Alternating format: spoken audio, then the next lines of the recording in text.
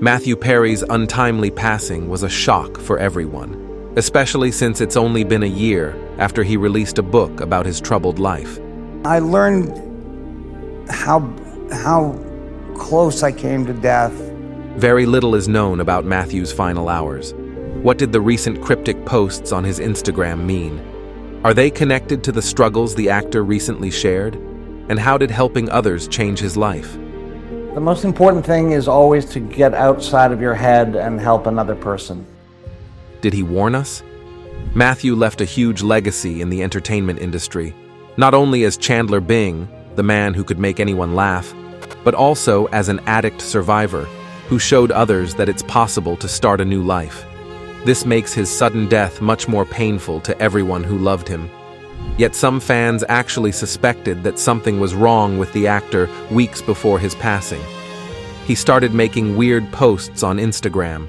Usually the actor wasn't active on social media, but in the last weeks of his life, he made 9 posts. In one of them, the actor posed alongside his father, and the way he looked immediately made his fans worried. But what he posted shortly after seemed even more baffling. In 7 of his posts, Matthew referenced Batman and called himself Matman. They were followed by cryptic captions such as, "Sleep well, everybody, I've got the city tonight." Another one asked, "Do you understand what I'm trying to tell you? I'm Matman." And the very last post showed Perry in a hot tub. "Oh, so warm water swirling around makes you feel good?" it said.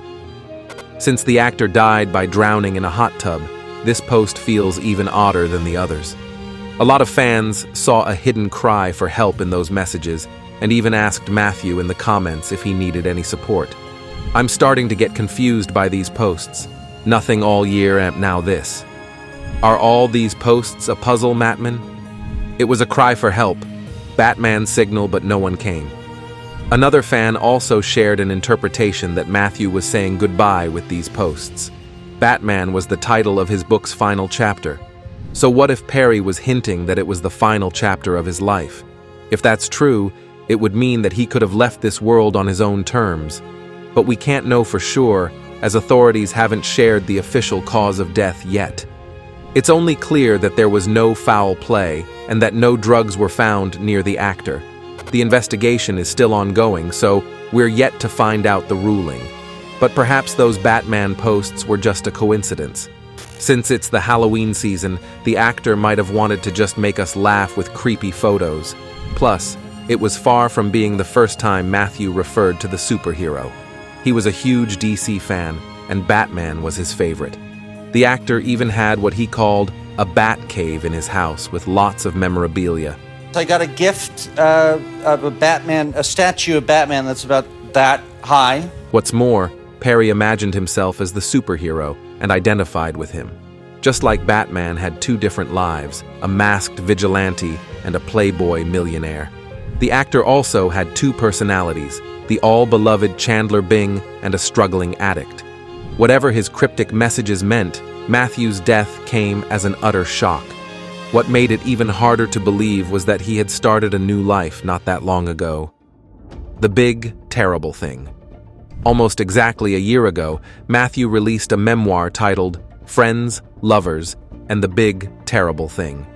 He shared everything about his life in it, from the incredible highs to the crushing lows. But it's hard to watch that. At one point, Matthew completely lost control of his life. He'd take dozens of Vicodin pills every day and fooled his doctors into prescribing him more. The actor was so spaced out that he couldn't recall 3 years on the set of Friends. Naturally, his co-stars saw the problem and tried to help him. As he recalled, Jennifer Aniston was the one who reached out the most. We weren't equipped, we weren't to deal with it. Nobody had ever dealt with it. But Matthew wasn't ready to accept any help. Time after time, he'd go through treatment and fall off the wagon again. Unsurprisingly, it all eventually led to serious health issues. In 2018, Matthew was admitted to an emergency room with a burst colon caused by opioid overuse. Back then, doctors gave him a 2% chance of making it through the night. My friends call me Maddie, and I should be dead. Yeah. Escaped death really narrowly. Matthew spent 2 weeks in a coma and 5 months in hospital. At first, he couldn't move or even talk. But soon, the actor started thinking about why he was still alive. Why? Why was I spared? For him, it was the final straw. Matthew realized that he either had to stop or else he'd lose his life. And more importantly, he believed that he'd survived for a reason. Help as many people as I can. The actor realized that he should be reaching out a hand to those who were struggling, and he also knew that he could do it effectively because of his celebrity status. Because I was on Friends, more people will listen to me. So I've got to take advantage of that. I've got to help as many people as I can. Matthew was totally right. Soon after it was released, his book proved to be immensely helpful. What it's all about is helping people, and I've heard already 5 stories of people that read the book and checked into treatment. But there are many more than 5 stories. So Perry knew that his decision to tell about his experience, however hard it was to share, was absolutely worth it. His intention was to disclose everything, even the scariest details. It's important to get it out there and not have it be a secret. And after he did it, Matthew felt much better. The big terrible thing is far too powerful for anyone to defeat alone. But together, one day at a time, we can beat it down. Yeah, I believe that's true. That's what the final year of his life was about. He spent weeks and months presenting his book, talking about his experience, and reaching out to as many people as he could. And the actor never stopped dreaming. He even wanted to get married and start a family. And now I finally feel okay and feel like I've got some strength. But fate ruled differently. The one where we lost our friend. When the news came out about Matthew's passing, countless tributes immediately started pouring in from those who knew and loved him. Warner Brothers Group shared that they were devastated by his death. Friends co-creators Marta Kaufman and David Crane shared a tribute saying, "It still seems impossible.